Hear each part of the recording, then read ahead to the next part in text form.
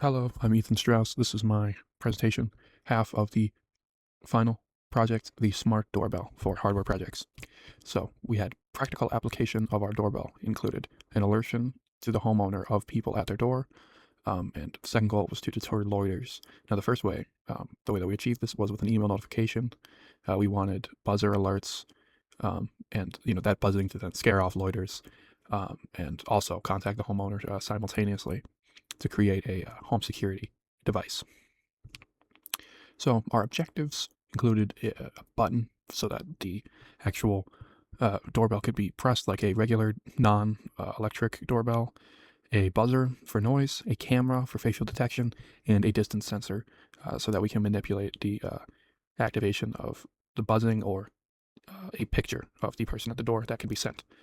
The distance sensor is scanning for both non-facial motion, which does not send an email to a phone, and does not pick up a face. It won't even be ran through OpenCV. And if a face is in the view of the camera and it's detected, then an email is sent to your phone, and the photo is viewable in the system. So with our actual outcomes, we got pretty much what we wanted. We were able to create a doorbell with a button and a buzzer. It had a camera, there's a distance sensor, and that sensor allows us to send notifications if there's motion at the door.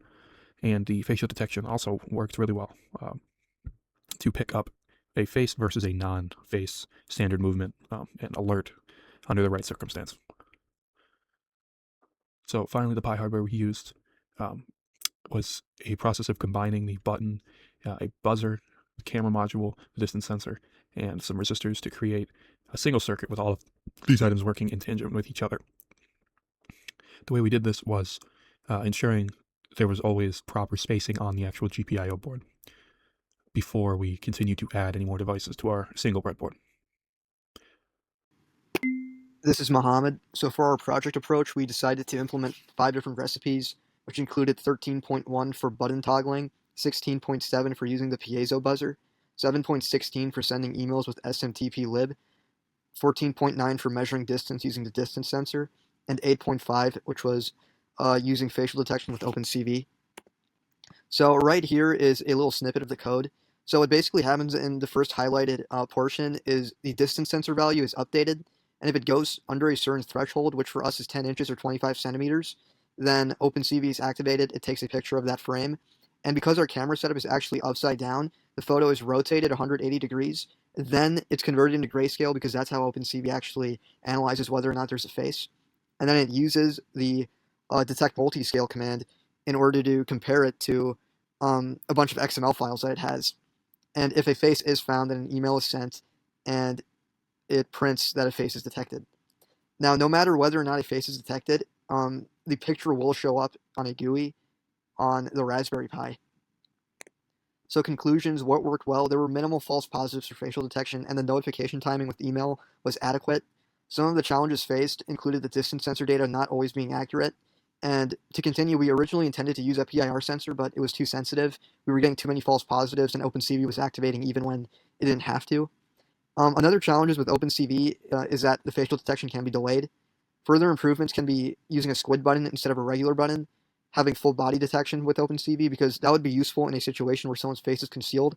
And another improvement is overall just having a casing for the doorbell circuit instead of having everything just lying around in like a cardboard box. Alright, so when you press the button, it rings like a regular doorbell. And then point to that, the output. And it says doorbell rang in the terminal. And then when you use the distance sensor and there's not a face in the view of the camera, it shows the distance in centimeters and it says motion detected but no face found, but it does not send an email to your phone. But now when you have a face in view and you activate the distance sensor, well, there's a little bit of a delay.